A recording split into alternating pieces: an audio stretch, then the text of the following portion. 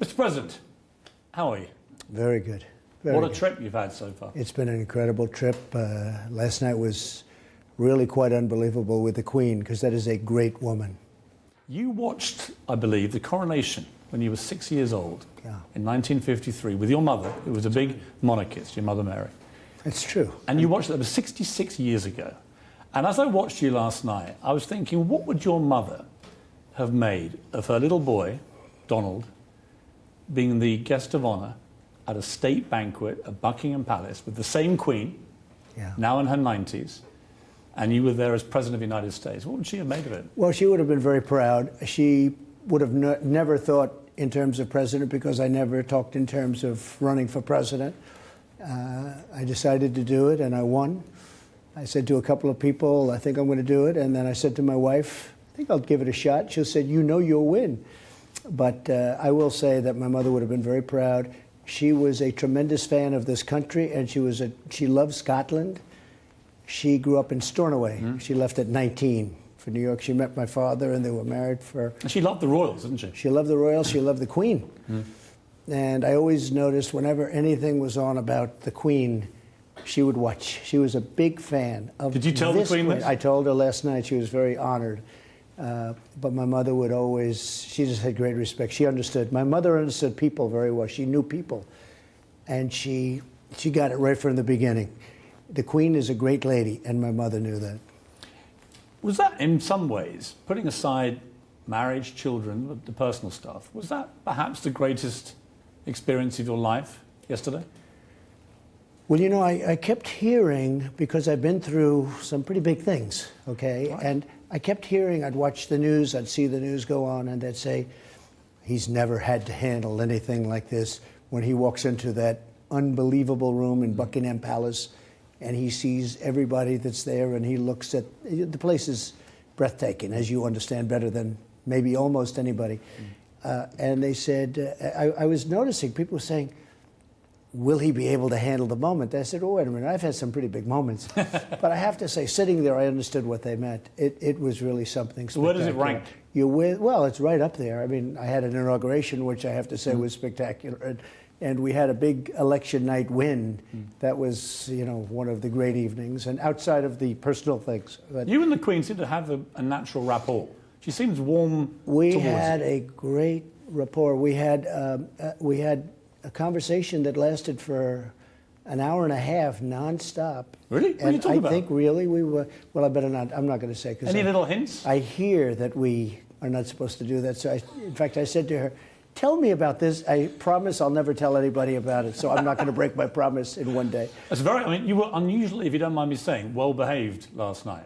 You seemed like you were on best behaviour, as if the Queen was somebody that you absolutely wanted to show maximum respect to. Well, I have great respect for her. And yes, I think I think I'm on good behavior most of the time, but certainly last night. And I really got what, I usually call them the fake news media, because oftentimes they are fake, but I really got what they were saying, because when you walk in there, the moment is very impressive, especially when you're walking in with the Queen, and she can walk as fast as I can, but they don't do it. She walked very slowly, and, you know, the certain drain of music. And then later on, we had the bagpipes from Scotland, and that was we gave you the full 9 yards of our pomp and pageantry. Yes, I think and you so. have been flirting with Emmanuel Macron and other leaders. Has this trip restored Britain as your #1 special relationship? Well, it's always been right there, and I've actually had a very good relationship with your Prime Minister. A lot of people don't know that. We've had little bouts, but have been very minor. And if you remember my last trip, it was really a very good relationship. But I have a good relationship with many of the leaders. Prime Minister Abiy, very special, just got by. He invited me as the only country, he invited me as representative of the United States and the First Lady to be the only people at a special ceremony for the new emperor, which is the first in 202 years. You know, it's a 3,000-year bloodline, but it's the first time where the emperor before death abdicates. Would you like to have a 3,000-year bloodline? I think it would be great. I don't know what I'd be doing for the rest of the time, but I think it would be great. But it was a great thing in Japan. It was great. This was very, very I want to clarify one thing, which is obviously people have been talking about. this Meghan Markle business. Yeah. Do you think Meghan Markle's nasty or not? No, you know, the question was asked to me, and I didn't know that she said anything bad about me. It sounds like she did, and that's okay. I mean, hey, join the crowd, right? You've heard about that too with yourself. Of I course. know that, right? But it seems like she had, and they said some of the things that she said, and it's actually on tape. And I said, wow, I didn't know she was nasty. I wasn't referring to her, she's nasty. I said she was nasty about me. And essentially, I didn't know she was nasty about me. So I said, but you know what? She's doing a good job. I hope she enjoys her life. What do you think of her? I think She's American. I think she's very nice. She's an Now, American princess. Honestly, I don't family. know her. So I have to be honest, I don't know her. But it just shows you how terrible the news can be. Because if you read that, I'm sure you did, that was talking about nasty. She was nasty We had to about clear me. it up because it was a little bit ambiguous. I don't think. mind clearing it up, actually, because you read it. I mean, they have the tape. They released the tape. And CNN and some of the other phonies, they went out and they took the tape and they even tried to, you know, disgorge it from that. So what happens is they talked about nasty, but we were talking about nasty. She was nasty to me. And that's okay for her to be nasty.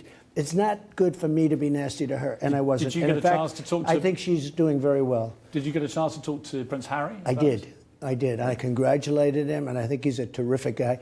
The royal family is really nice. Did he say, come on, do you think my wife's We nasty? didn't talk about it. You didn't? I was going to, because it was so falsely put out there. And when you see that transcript and you see, it's the exact opposite of what they said.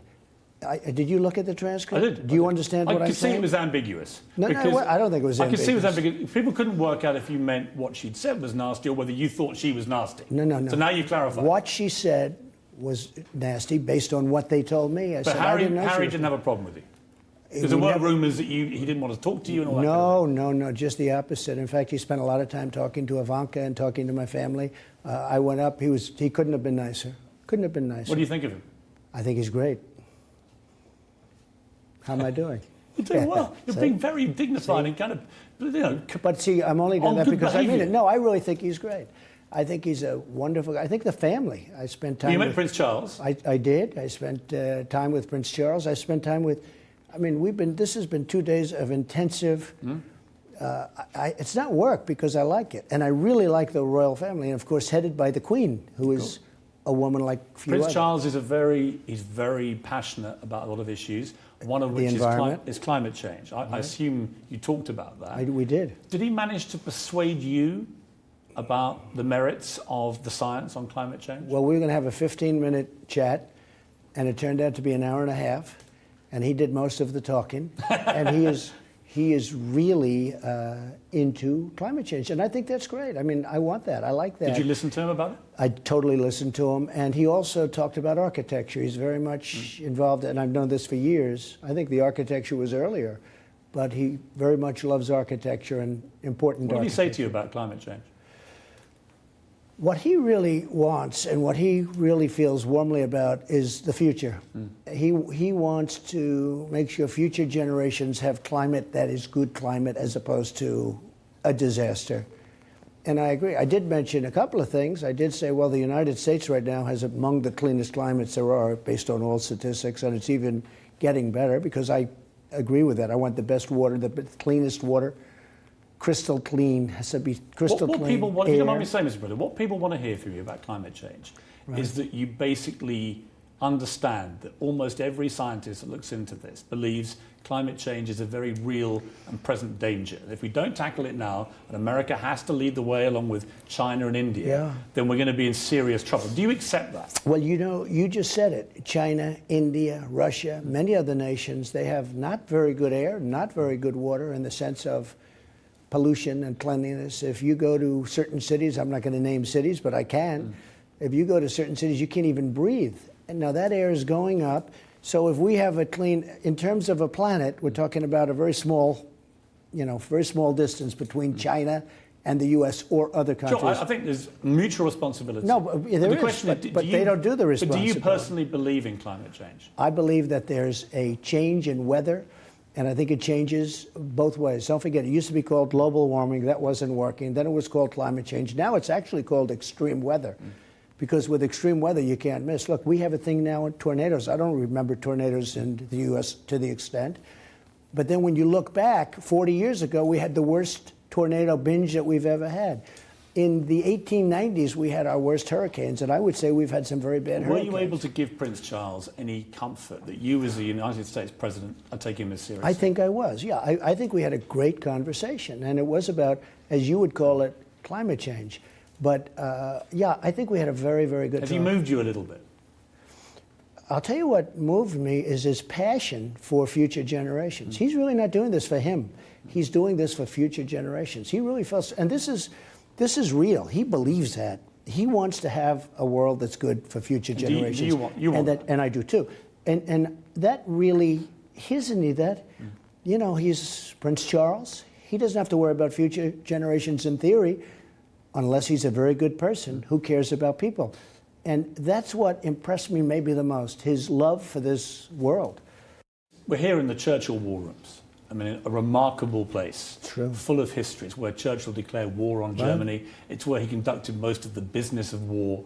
Right. He spoke to President Roosevelt from a room here, a private secret restaurant. That's right. How do you feel being here in this center of power? This is the generator, the power of the war rooms. I think it's incredible because I'm a big fan of Winston Churchill, and I studied Winston Churchill, and I said, where did he make all the phone calls to FDR, to Roosevelt, and President Roosevelt? And they were showing me, here's where he made that call. Here's, you know, they have everything documented. How did that make you feel to think that could have been you? Well, it's just an awesome responsibility. I will say, being President of the United States, even the way they treated me, I think I have a very good relationship with the people in the United Kingdom. But is it me or is it the country? Our country loves your country. I love your country. Well, you're half British, aren't you? I am half. I mean, if you think about it, right? And well, did you see similarities in yourself to Winston Churchill? Well, if I ever said that, I would be ridiculed all over. Look, he is a great gentleman. I would certainly like to see similarities, but I can't say that. But look, you don't see any? Really? What he did better what about than... his swashbuckling style, Well, his whatever. fearlessness? He was polarizing. Well, that's You true. don't see a bit of Winston in you? No, what I see with him is he was able to handle pressure very well. If you think about a man that handled pressure, he was being bombed, it was over. Hitler was unstoppable at the time. I mean, people forget that at that time, Hitler was virtually unstoppable. He was going through countries like cheese, and he was out there calling Roosevelt, you got to get in, you got to get in. And then the big moment was Pearl Harbor. In fact, I spoke to Prime Minister Abe the other night. I said, you know, Pearl Harbor actually got us into the war indirectly, and we helped Britain. That's when we came in. And Churchill probably knew that before anybody. Churchill, when he heard about Pearl Harbor, he said, now they're coming into the war finally. So that was a big moment. He had an American mother. You had a British mother. In that way, you had a link. It evens out. Yeah. It evens Yeah. out. Now, he was a great man, and he was a man that reacted so well under the gun, under fire, under pressure. And there aren't many people like that. I respect that greatly. Is he a hero of yours? I think so, yeah. I mean, I never like to have heroes. I like to respect people. But certainly he would be right up there. He would be somebody that you would most respect. He would certainly be a hero. Who is the American president you most identify with? Well, I always liked Ronald Reagan. I liked him for everything other than maybe trade. I thought trade could have, it just didn't seem to be enough of a focus. And that was when we started doing foolish trade deals, that generation, that it really sort of began then. But I thought he had a great way about him. His way was incredible. His manner, his bedside manner, they say about a doctor, has a great bedside manner. Some doctors do, and most of them don't. He had a great bedside manner. How's your bedside manner? I actually think it's a lot better than people would think. We have tremendous support. I just found out we have 94% support in the Republican Party. That's higher. Ronald Reagan was the highest at 86, and we have 94%. It just came out of approval, the approval rating. The economy is doing well in America. The economy is doing great. Our economy is pretty much stalling in this country because of this ongoing Brexit fiasco, as many people see it. The Labour leader, Jeremy Corbyn, apparently wanted to see you. You declined that kind of invitation, and he spent the most of today shouting and screaming about you and protesting and saying how awful you are. There is a chance, if this goes wrong for the Conservative Party in the next few months, he could end up Prime Minister. Could you imagine actually doing a trade deal with Britain with someone like Jeremy Corbyn as a leader? It's always possible. Anything's possible. I don't know him. He wanted to meet. It was very tough to meet, and probably inappropriate to meet, to be honest with you. A lot of things are happening right now with respect to our country and your country, my country, and let's call them almost the same, because I feel that way. It's really a tremendous relationship. So I don't think it was appropriate to meet him, but I certainly would. I'd have no problem with it. I think it's a long shot when you say that. You know, it's not, I don't think it's going to happen. No leader, it seems to me, would allow Britain to effectively sell the NHS as part of a trade deal. Would you, as the American president, see that as a deal breaker if none of the NHS was on the table? I don't see it being on the table. Somebody asked me a question today, and I say everything's up for negotiation, because everything is. But I don't see that being, that's something that I would not consider part of trade. That's not trade. Who do you think is going to win the leadership contest? Boris? Well, yeah, Boris, who's doing well. I think Jeremy is doing well. I don't know too many of them, but those two I have a lot of respect for. Michael Gove? I don't know him. I met him last night at the dinner for the first time. I thought he was very good. You have a lot of good people running. I will say this. Your next prime minister, whoever it may be, that's going to be a very important. You're at a very interesting moment in your country's history. Your next, and I was saying to the Queen last night, the choice of your next prime minister is a very important choice. Prince Charles, you really have to get it right. Prince Charles, I'm told, is veering pro-Brexit now. Did he give you that sentiment? He really is. He really wants to be, and he's openly non-political. The family is non-political. They want to be. They have to be. I think they have to be. I think it's pretty hard for them to go political, right? But he feels you have a lot of good choices. I do too. I think you really do have a lot of good choices. I think it's very important that you get it right. The D-Day commemoration this week, hugely important for our, both our countries and for all Allied forces who took part that day. What kind of debt do you think we owe the people that fought on the beaches of Normandy? Well, the ultimate debt. That was, you know, I was looking at some of these statistics. That may have been the greatest battle ever in history. You know, you hear so much about different battles, not to mention any, because they're all, you know, important, especially when so many people died in so many of them. But there are those that say that was the greatest battle of them all, and that was something really incredible. And being there is going to be, being at that site will be very interesting. You were not able to serve in Vietnam because of a bone spur condition in your feet. Do you wish you'd been able to serve? Would you like to have served your country? Well, I was never a fan of that war, I'll be honest with you. I thought it was a terrible war. I thought it was very far away. Nobody ever, you know, you're talking about Vietnam, and at that time, nobody ever heard of the country. Today, they're doing very well. In fact, on trade, they are brutal. They're very brutal. They're great negotiators. They're great business people. But nobody heard of Vietnam. And they're saying, what are we doing? So many people dying. What is happening over there? So I was never a fan. This isn't like I'm fighting against Nazi Germany. We're fighting against Hitler. And I was like a lot of people. Now, I wasn't out in the streets marching. I wasn't saying, you know, I'm going to move to Canada, which a lot of people did. But no, I was not a fan of that war. That war was not something Would you that like we to should have have been served involved generally, perhaps in another? I would not have minded that at all. I would have been honored, but I think I make up for it right now. I look, $700 billion I gave last year, and then this year $716 billion.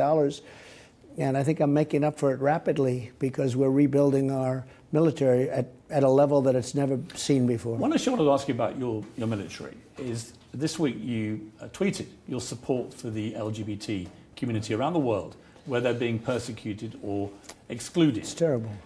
Which does prompt the obvious question. If you feel that protective of the LGBT community, why did you feel the need to ban transgender people from serving in the US military? Because they take massive amounts of drugs. They have to. And also, and you're not allowed to take drugs. You know, in the military, you're not allowed to take any drugs. You take an aspirin. And they have to.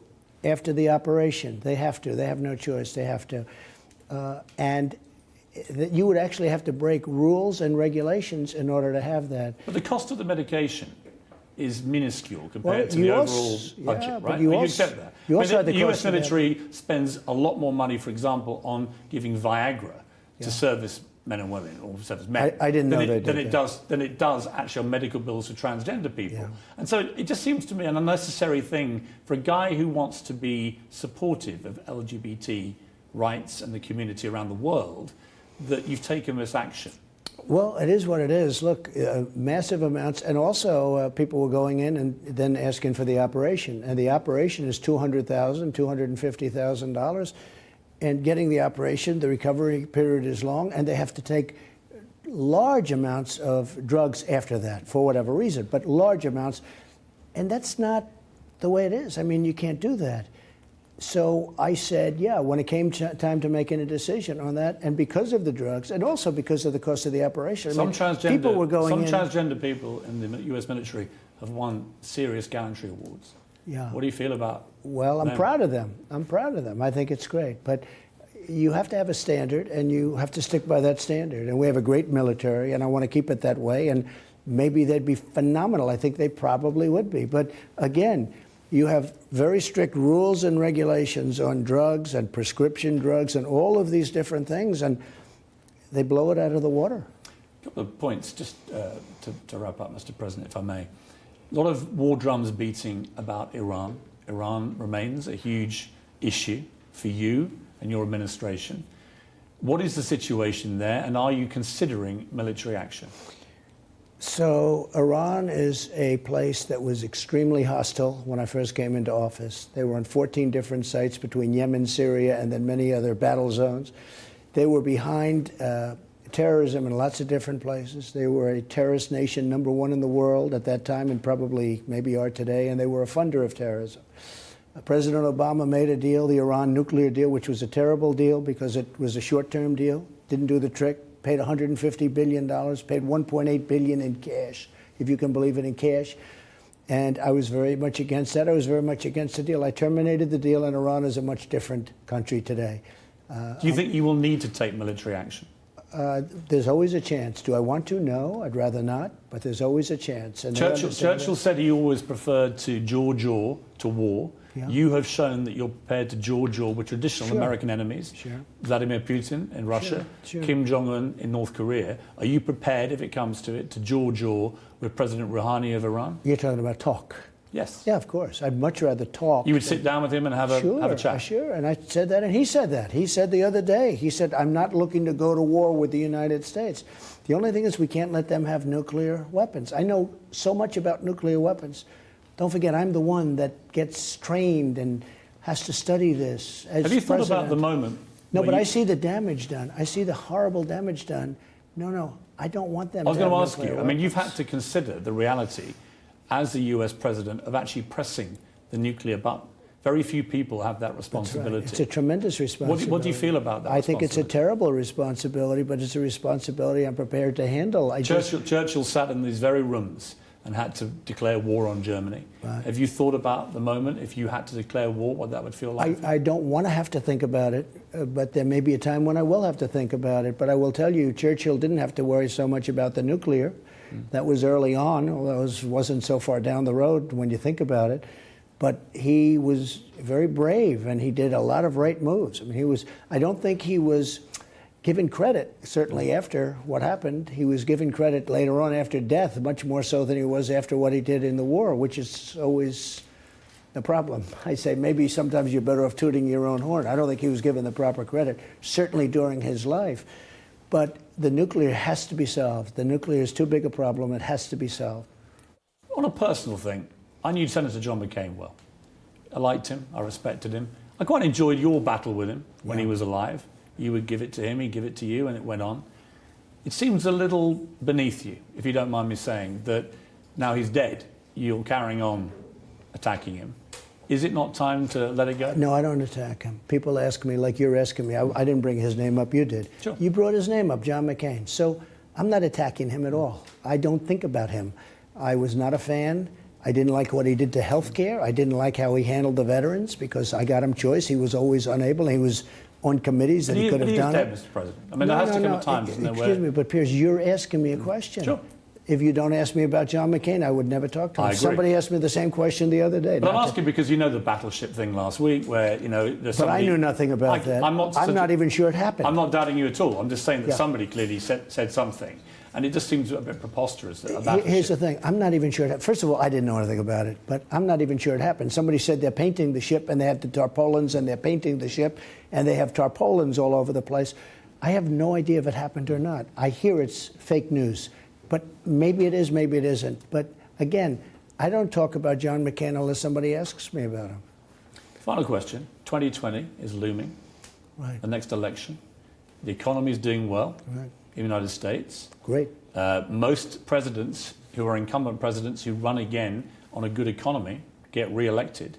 Are you confident of winning? And do you see anybody, Joe Biden is the clear favourite and front runner on the Democrat side, but do you see any Democrat that you think potentially might cause you problems and beat you? So I'm running on maybe the greatest economy we've ever had. I'm in the midst of a couple of trade negotiations, which I think are going to work out very successfully because we have the cards. I have all the cards. You know, we're the piggy bank. We're the bank that everyone wants to steal from and rob. And when you have that, you have the cards. And I do have the cards. And I have the cards on Mexico cleaning up the country, their country, so that we don't have the onslaught of millions of people trying to rush our border. So we have a lot of things that I'm working on. They're good things. I didn't have to work on them. I could have been. Do you see any Democrat that you're worried about? I don't see anybody that I would. This is not. There is no Winston Churchill in the group. Let me put it that way. You don't see Joe Biden as the new Winston Churchill? No, I think that would be a big upset if he was. I'll tell you, that would be a big surprise to a lot of people. No, there's nobody that I see that should be able to win. Look, I'm running on the best economy in our history. I've rebuilt our military. I knocked out ISIS. You know, I took the count. That doesn't mean people aren't coming around and they're going to blow up a store because they're crazy. These are crazy people. But when I took over, ISIS was all over the place. Now we've taken back 100% of the caliphate. Nobody thought that was possible to do it that quickly. We have an incredible One thing military. you also did, I want to pay you credit for this, because when we spoke in Davos after the Las Vegas mass shooting, Right. I brought up the issue of bump fire stock and why it was legal when it was used to convert legal weapons to illegal ones. And you did ban bump fire stock. I ended it. I don't think you got enough credit for that. There's just been another massacre in Virginia Beach where the shooter used a silencer. Yeah. What is your view of silencers? Would you like to see those banned? Well, I'd like to think about it. I mean, nobody's talked about silencers very much. They did talk about the bump stock, and we had it banned, and we're looking at that. I'm going to, seriously look at it. I don't love the idea of it. I don't like the idea. What's happening is crazy. Okay, it's crazy. What's going on with schools, and not only in our country. I mean, not only in our country, but again. But America has this particular issue with gun violence. You and I have discussed this for years. Sure we have. There's been 150 mass shootings in America this year alone. Yeah. You know, in Britain, we have 35 gun deaths a year. In America today, there'll be 85. Yeah, but tomorrow, 85. But in London, you have. What can you do to change the culture? But Piers, in London, you have stabbings all over. Sure. I read an article where everyone's being stabbed. Well, we've had about 50 odd stabbings. Stabbed. We've had 50 odd murders with knives this year. Well, in London. They said your hospital is a sea of blood all over the floors. We have a big problem. I'm not going to deny we have a problem with knife crime. It's a sea of blood, and they don't have the We have guns. a problem with knife crime. What do you think you can do as a president, though, to change the mindset about gun violence Just in talk America? about it. You have to talk about it. But Piers, when somebody has a gun illegally and nobody else has a gun because the laws are that you can't have a gun, those people are gone. They have no choice. They have no chance. They have no chance. It's a very tough subject. But the bad guys are not getting rid of their guns. Pretty much everybody agrees with that. The people that obey the laws, if there was a law passed, they get rid. Those people are sitting ducks. You know, the one I think about the most is Paris, where they had so many people killed, where that wacky group of people went into the nightclub, and they just boom, boom, boom, and they killed like tremendous numbers of people, horribly injured. So many more still in the hospital. I read the other day. Some are still. No, but if there was a gun on the other side, right? If one or two or three of those people had a gun, but here's my problem with that argument. Here's my problem with that argument. More people were shot dead in America that week than have died from guns in Paris since the Second World War. I'm just telling you. I mean, the stats are so against that argument, aren't they? Well, what are you going to do? You're going to take the guns away from hunters? You have hunters. And no, I think you can have special licenses for hunters. Yeah. And actually, I sort of subscribe to the view of the right to bear arms, allowing someone to have a handgun or something for home thing. I don't understand, never have understood, why anyone in America needs a semi-automatic AR-15 assault rifle at home. Why do they need? Well, a lot of them use them for entertainment. They do. I mean, it's really... The gun's entertaining? For some people, it's entertainment. They go out and they shoot, and they go to ranges, and they have a tremendous amount of fun. Shooting and specific hunting with licenses, I get that. What I don't get is the need. This guy in Vegas had 13 AR-15 assault rifles. He'd bought 52 guns in 1 year. I mean, And he it's was the a stuff sick guy, and if it wasn't guns, he would have done bombs, or he would have done something else. He was actually a pretty smart guy. He was supposedly a good, successful gambler, and there's almost no such thing as a successful gambler. And he went out, and what he did was incredible. Well, you did something. But he would have done. With bump fire stop, Mr. President, to give you credit on that again, you did get bump fire He stop used fire. the bump stop. You got it banned, Right. and that will make a difference. Good. I urge you to carry on doing something on guns. Okay, thank you. Because I think it would be great if the American gun violence could be reduced in some way. I think we would both Thank agree you. on that. We do. Well, I'd like to end the interview. We have a little gift for you. Good. Because we're in the Churchill War Rooms. Right. This is where Britain's greatest leader Wow. fought the war. And he used to wear these famous Yeah, hats from the hat maker Locke. That's And beautiful. so we've had one made for you. I like it. This is a Churchill hat, exactly in the style he used to wear it. We've had it monogrammed with Wow. DJT. I like And it. on behalf of Good Morning Britain and ITV, Well, we would thank like you. to present you with a Churchill Thank you, hat. Piers. I never knew you had that kind of sensibility. That's sort of beautiful. Are you allowed to do this? He didn't do that. I think you can do that. He didn't do that, and he definitely didn't do that. Right? I know that. Wow. You want to try it? I'll try it, because one thing I proved by being a politician, it is my hair. They would have found out a long time ago. Do you think you or Boris Johnson has the best hair? I don't know, but I do think he's a good person. I think it's going to be a very Who's the interesting... British Trump? Is it Boris or Well, Nigel Farage? I guess, Nigel's another one. I like Nigel. Who's the British Trump? I don't want to say. I don't want to destroy Give me- anybody's... come on. I don't want to destroy anybody's career. If you had a... But they're good people. They're good people. And Jeremy's very good. I've gotten to know Jeremy. Jeremy Hunt. You obviously like Jeremy Hunt. You mentioned I him a few do. times. No, I think Jeremy's very good. Let me try this on. Please here. try it on. That'd be great. Oh, it's a little big. Well, we can get that. I mean, that's Let me fantastic. see how that looks. I think Churchill looked... So Winston Trump. I think Winston looked much better than this.